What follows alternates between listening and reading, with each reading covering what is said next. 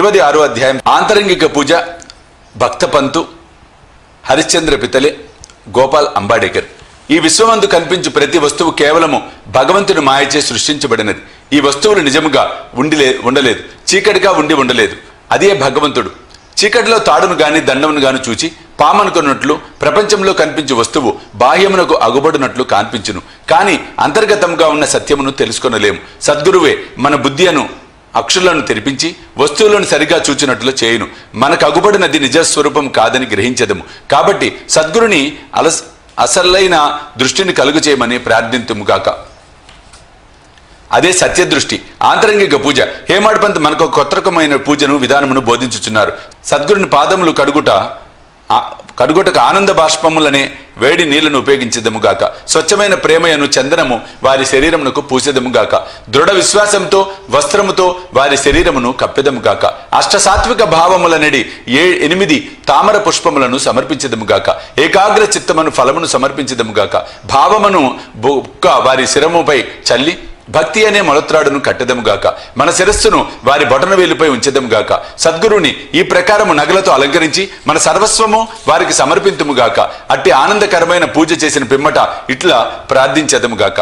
మా మనస్సును అంతర్ముఖము చేయము, దానిని లోపల వైపు పోవునట్లు చేయము. నిత్యానిత్యములకు గల తారతమ్యమును తెలుసుకున్న శక్తి దయచేయము. ప్రపంచ వస్తువులందు మాకు గల ఆసక్తిని పోగొట్టి మాకు ఆత్మసాక్షాత్కారము కలుగునట్లు చేయము. మేము మా శరీరమును ప్రాణమును సర్వమును నీకు సమర్పించదము. సుఖదుఖమును భావములను కలగకుండునట్లు మా నేత్రములు నీవిగా చేయము. మా శరీరమును మనస్సును నీ స్వాధీనమందు ఉంచుకొనుచు నీ ఇష్టము వచ్చినట్లు చేయము. మా చంచల మనసు నీ పాదముల చెంత విశ్రాంతి పొందుగాక. ఈ అధ్యాయంలోని కథల వైపు మరలదము. భక్తపంత్. ఒకనాడు భక్తపంత్ అను భక్తుడు మరొక సద్గురుని శిష్యుడు. అదృష్టవశమున సిరిడి వచ్చెను. అతను సిరిడికి పోవా ఇచ్చలేకుండెను. కానీ తానొకటి తలచిన దైవం ఇంకొకటి తలుచున్నందున అతడు బీబీ అండ్ సిఐ రైల్వేలో పోవుచుండెను. అందరూ అనేకులు స్నేహితులు బంధువులు కలిసిరి. వారందరూ సిరిడి పోవుచుండిరి. అందరూ తమ వెంట రమ్మని కోరగా అతడు వారిని కాదనలేకుండెను. వారు బొంబాయిలో దిగిరి. పంతు విరార్లో దిగెను. అతడు తన గురువును దర్శించి షిరిడికి పోవుటకు అనుమతి పొంది ఖర్చుల నిమిత్తము డబ్బును కూర్చుకొని అందరితో కలిసి షిరిడి వచ్చాను. అందరూ ఉదయం షిరిడి చేరి 11 గంటలకు మసీదుకు పోయిరి.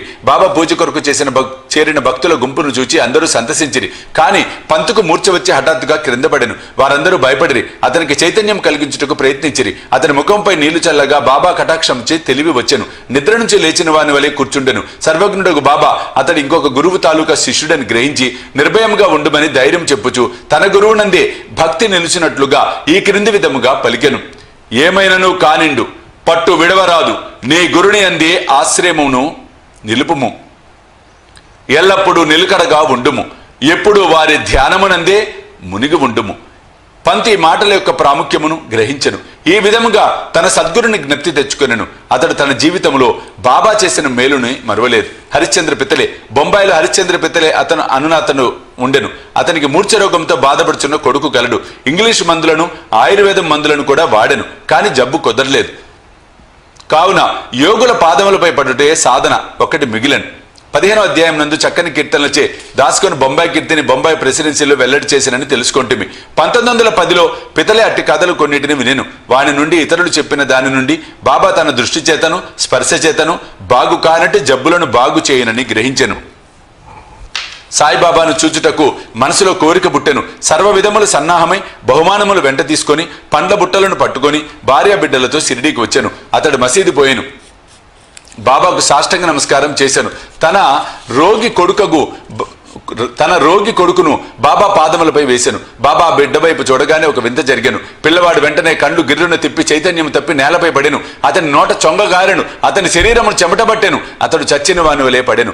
దీనిని చూచి తల్లిదండ్రులు మిక్కిలి భయపడిరి. అటువంటి మూర్ఛలు వచ్చుచుండెను. కానీ ఈ మూర్ఛ చాలాసేపటి వరకు ఉండెను. తల్లి కంటి నీరు వరదలాగా కారుచుండెను. ఆమె ఏడ్చుట మొదలెడెను. ఆమె స్థితి దొంగల నుండి తప్పించుకొనవలెనని ఒక గృహములోనికి పరిగెత్తగా అది తనపై పడినట్లుగా పులికి భయపడి పారిపోయి కసాయి వాని చేతిలో పడిన ఆవు వలె ఎండచే బాధపడి చెట్టు నీడకు పోగా అది బాటసారిపై పడినట్లు, లేదా భక్తుడు దేవాలయంకు పోగా అది వానిపై కూలినట్లు ఉండెను. ఆమె ఇట్లా ఏడ్చుచుండగా బాబా ఆమెను ఇట్లు వాదార్చాను. ఇట్లా ఏడవవలదు, కొంతసేపు ఆగుము, ఓపికతో ఉండుము. కుర్రవాణిని బసకు తీసుకొని పొమ్ము. అరగంటలో వానికి చైతన్యము వచ్చును. బాబా చెప్పిన ప్రకారం వారు నెరవేర్చిరి.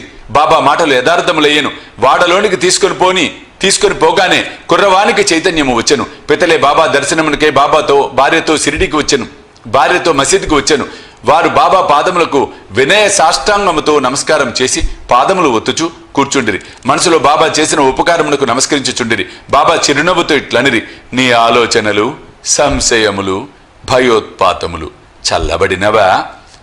ఎవరికైతే నమ్మకము, ఓపిక కలదో వారిని తప్పక భగవంతుడు రక్షించును.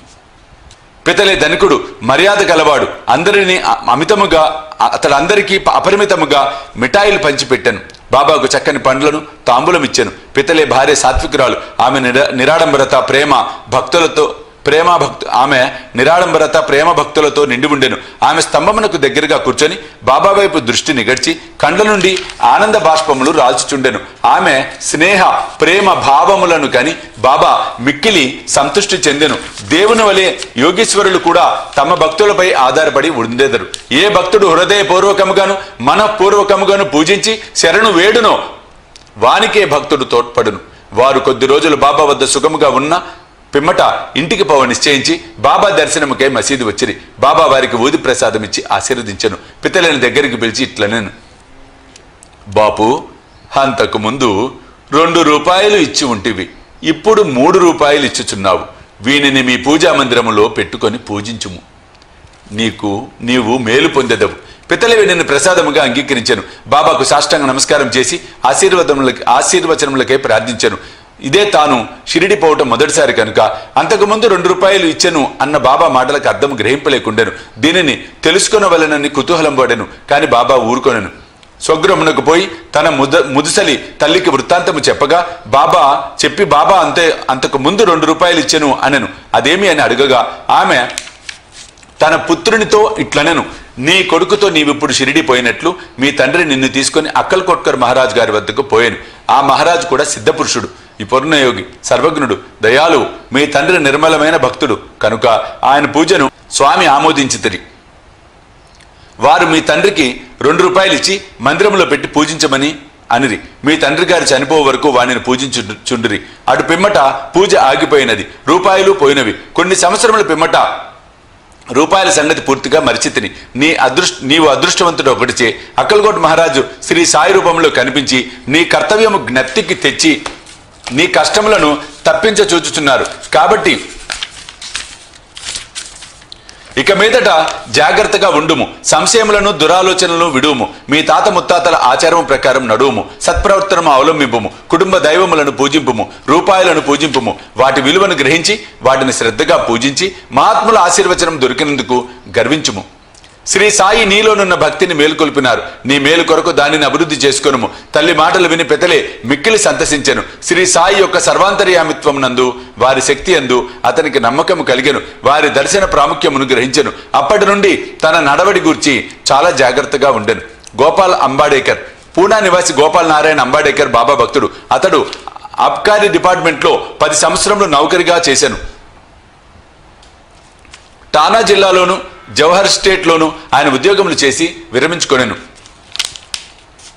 మరొక ఉద్యోగం కొరకు ప్రయత్నించాను, కానీ ఫలించలేదు. అతడు అనేక కష్టములు పాలయ్యాను. అతని స్థితి రాను రాను అసంతృప్తికరంగా ఉండెను. ఈ ప్రకారం 7 ఏళ్లు గడిచెను. అతడు ప్రతి సంవత్సరము షిరిడీకి పోవచ్చు బాబాకు తన కష్టములు చెప్పుచుండేవారు. 1916లో అతని స్థితి చాలా హీనముగా ఉండుచే షిరిడీలో ప్రాణత్యాగం చేయ నిశ్చయించుకొనెను. అతడు భార్యతో షిరిడీకి వచ్చి 2 మాసములు ఉండెను.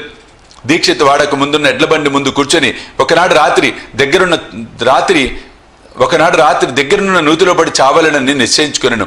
అతడి ప్రకారం చేయి నిశ్చయించుకొనగానే బాబా మరొకటి చేయి నిశ్చయించెను. కొన్ని అడుగుల దూరమున ఒక హోటల్ ఉండెను. దాని యజమాని సగుణమేరు నాయక్. అతడు బాబా భక్తుడు. అతడు అంబాడేకర్ను పిలిచి అక్కల్కోట్కర్ మహారాజ్ గారి జీవిత చరిత్రను చదివితివా అని అడుగుతూ పుస్తకం ఇచ్చాను. అంబాడేకర్ దాన్ని తీసుకుని చదవనించెను. పుస్తకం తెరిచేసరికి ఈ కథ వచ్చెను. అక్కల్ కోట్కర్ మహారాజ్ గారి కాలములో ఒక భక్తుడు బాగు కానట్టి దీర్ఘరోగముచే బాధపడుచుండెను.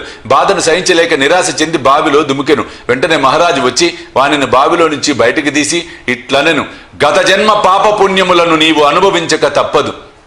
కర్మానుభవము పూర్తి కాకున్నచో ప్రాణత్యాగము నీకు తోడ్పడదు. నీవింకొక జన్మనెత్తి బాధను అనుభవించవలెను. చచ్చుటకు ముందు కొంతకాలమేల నీ కర్మను అనుభవించరాదు. గత జన్మల పాపముల నేల తుడిచివేయరాదు. దానిని శాశ్వతముగా పోవునట్లు చేయుము. సమయోచితమైన ఈ కథను చదివి అంబాడేకర్ మిగులు ఆశ్చర్యపడిను. వానికి మనసు కరిగెను. బాబా సలహా ప్రకారము లభించనిచో, సలహా ఈ ప్రకారం లభింపనిచో వాడు చచ్చే ఉండును. బాబా సర్వజ్ఞత్వమును దయాలత్వమును చూచి అంబాడేకర్కు బాబా యందు నమ్మకము బలపడి అతని భక్తి దృఢమయ్యాను. అతని తండ్రి అక్కల్కోట్కర్ మహారాజ్ భక్తుడు కాన కొడుకు కూడా తండ్రి వల్లే భక్తుడు కావాలనని బాబా కోరిక. అతడు బాబా ఆశీర్వచనము పొందెను. వాని శ్రేయస్సు వృద్ధి చెందెను. జ్యోతిష్యం చదివి అందులో ప్రావీణ్యం సంపాదించి దాని ద్వారా తన పరిస్థితి బాగు చేసుకొనెను. కావలసినంత ధనమును సంపాదించుకోనగలిగెను. మిగతా జీవితమంతయు సుఖముగా గడిపెను. 26వ అధ్యాయం సంపూర్ణము. సద్గురు శ్రీ సాయినాథ అర్పణమస్తు. శుభం భవతు.